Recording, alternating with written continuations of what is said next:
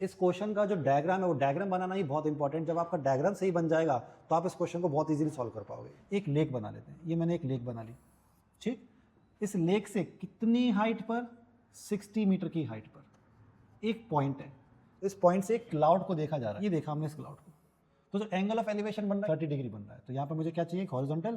तब मैं यहाँ पे बना पाऊंगा कितना एंगल? 30 डिग्री। पहला केस एंगल ऑफ डिप्रेशन, उसी क्लाउड के रिफ्लेक्शन का, reflection of cloud 60 degree.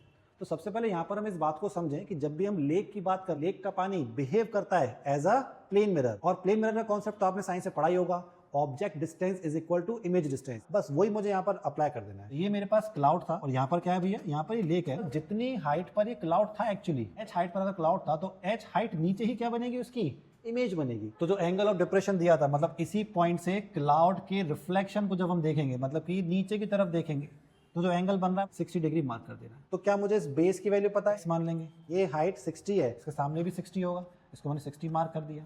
Total h में से हम इस पार्ट को यानी कि 60 को माइनस कर देंगे, तो अकॉर्डिंगली मेरे पास कितनी आ जाएगी हाइट ऊपर वाले ट्रायंगल की? h minus 60। तो ये परपेंडिकुलर यहाँ से स्टार्ट हो रहा है और यहाँ तक जाना है। इतना हिस्सा जो है वो 60 है और जो इतना हिस्सा है वो h है। यानी कि जो बड़ा वाला ट्रायंगल है इसका परपेंडिकुलर यानी कि हाइट कितनी हो चुकी है? h plus 60। छोटे ट्रायंगल की हाइट h माइनस 60 और बड़े ट्रायंगल की height h plus 60। In triangle ABC tan theta, ये लिखा हमने tan 30 परपेंडिकुलर, तो परपेंडिकुलर h माइनस 60 और बेस x है। tan 30 1/√3, तो उसको मैं क्रॉस मल्टीप्लाई, तो ये बन जाना है x, और ये क्रॉस करूंगा तो ये बन जाना है √3 times of h minus 60।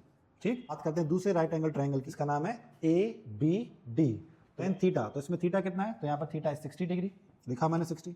Perpendicular कितना है? तो ट्रायंगल का परपेंडिकुलर है ये h प्लस 60 जो मैंने अभी कैलकुलेट किया था।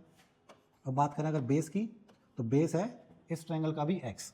ठीक, अब वैल्यू पुट कर देते हैं tan 60 की जो कि √3 होती है। उसके बाद लिखा हमने h प्लस 60। अब इसमें पुट कर देते हैं किसकी वैल्यू? x की वैल्यू। तो x कितना था? x था √3 टाइम्स ऑफ h माइनस 60। √3 का √3 पे, तो क्या बन जाना? ये 3 बन जाना। रिजल्ट को मैं यहाँ पे लिख देता हूँ, ये बना यहाँ पर h माइनस 60 और इक्वल में क्या लिखा हुआ? h plus 60। ठीक, इस इक्वेशन को सॉल्व करना है, मेरा h का आंसर यहाँ से आ जाएगा 3h माइनस 180। ठीक, इक्वल में क्या लिखा हुआ है? h प्लस 60 लिखा हुआ है। लिखा मैंने यहाँ नेक्स्ट स्टेप में 3h प्लस का h लेफ्ट में आके माइनस का h हो गया। इक्वल में पहले से लिखा हुआ था 60 और ये माइनस का 180 राइट में जाके प्लस का 180 हो गया। 3h माइनस h करेंगे तो 2h और 60 प्लस 180 करेंगे तो 240। अब इस 2 से डिवाइड करने पर h का आंसर आ जाएगा मेरे पास 120 मीटर। खत्म।